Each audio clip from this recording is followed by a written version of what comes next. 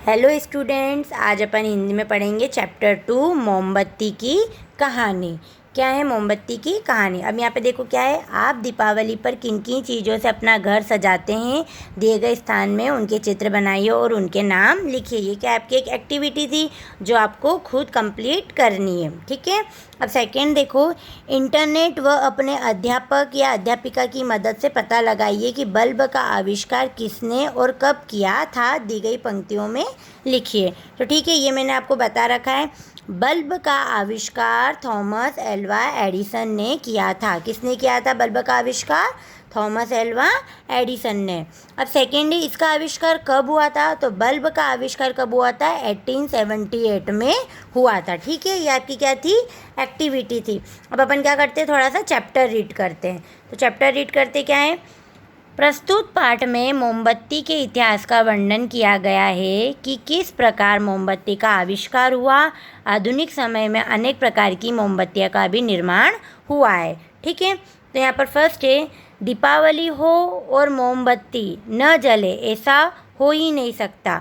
आओ तुम्हें मोमबत्ती की कहानी बताए। अपन दीपावली पर क्या करते हैं, मोमबत्ती जलाते हैं ना। तो अगर जब दीपावली और अगर मोमबत्तियाँ दिए नहीं जलाए तो ऐसा हो सकता है क्या? नहीं हो सकता है। तो अपन पढ़ते हैं कि मोमबत्ती की कहानी क्या है। सबसे पहले जानें कि आखिर ये मोमबत्ती है क्या। जैसा कि नाम से ही पता चलता है कि यह मोम से बनी हुई बत्ती है। मोमबत्ती काहे से बनी हुई है? मोम से, जिसमें पैराफिन मोम काम में लिया जाता है। क्या काम में लिया जाता है? पैराफिन मोम। पेट्रोलियम में 3% तक मोम होता है। पेट्रोलियम होता है ना, उसमें कितना प्रतिशत मोम होता है? 3% तक तो क्या होता है? मोम होता है। इसे ही पैराफिन मोम कहते हैं। यह कच्चे मोम को साफ करने की क्रिया के बाद प्राप्त होता है। इसे ही एक लंबा गोलाकार आकार देकर इसके बीच में सूती धागे की बत्ती लगाकर जलाने में काम में लिया जाता है। आया समझ में? क्या होता है इसके अंदर? अपन क्या लगा देते हैं, एक सूती धागा लगा देते हैं, इसको गोलाकार आकार देते हैं, फिर इसमें क्या करते हैं, एक सूती धागा लगा देते हैं, तो वो क्या बन जाती है? मोमबत्ती बन जाती है। यह कई रंगों और आकारों एवं विभिन्न रूपों में उपलब्ध है। मोम को अन्य कई प्रकार से भी प्राप्त किया जाता है। सबसे पहले तो मधुमक्खियों का छत्ता ही मोम प्राप्त करने का एकमात्र जरिया था। सबसे पहले क्या एकमात्र जरिया था कि जो मधुमक्खियों का जो छत्ता था ना, उसी से अपन क्या करते थे? मोम प्राप्त करते थे। चीन में मोम को कीड़ों से भी प्राप्त किया जाता है। क्या होता है चीन में? क्या होता है, जो कीड़ों से भी क्या किया जाता है? मोम प्राप्त किया जाता है। वहाँ एरिकस पेला नामक कीड़े द्वारा टहनी पर मोम जमा किया जाता है। कौन सा नामक कीड़ा रहता है? एरिकस पेला नामक। कौन सा होता है? एरिकस पेला नामक कीड़ा।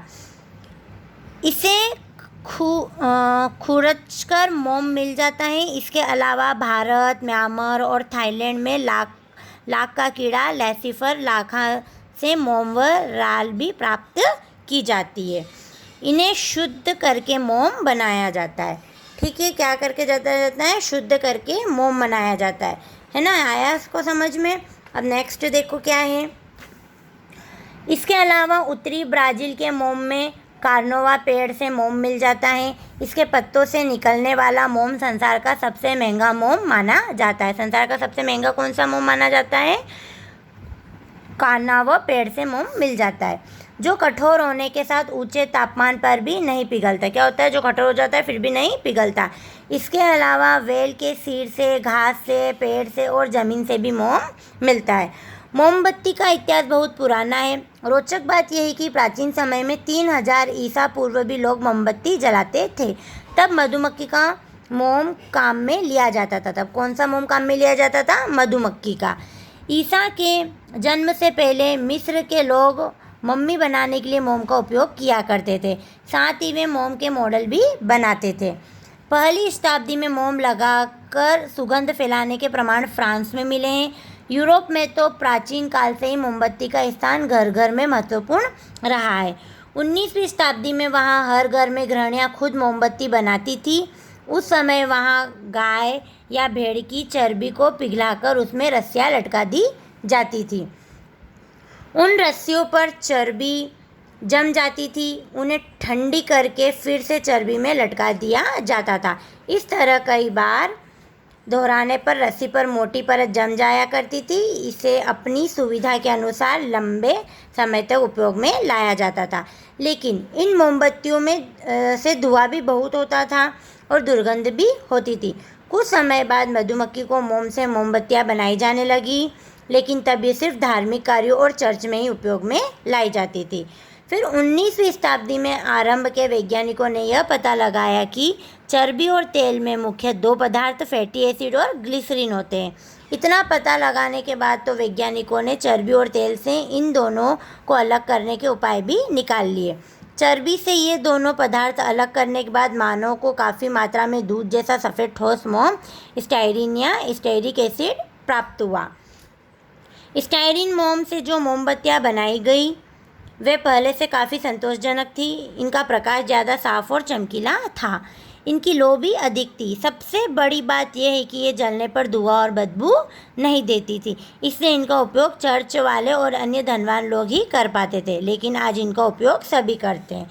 आया मोमबत्ती का चैप्टर समझ में, कैसे मोमबत्ती का जन्म हुआ, क्या कहाँ से बनी है, इसको कैसे बनाया, इसमें फिर क्या क्या मिलाया, स्टाइरिन या स्टाइरिक एसिड प्राप्त हुआ, है ना। ये आपको क्या था, मोमबत्ती का एक चैप्टर था जो चैप्टर नंबर 2 था। अब आपको इसको रीड करना है, ठीक है, और इसको समझना है, ठीक है। Thank you and have a nice day.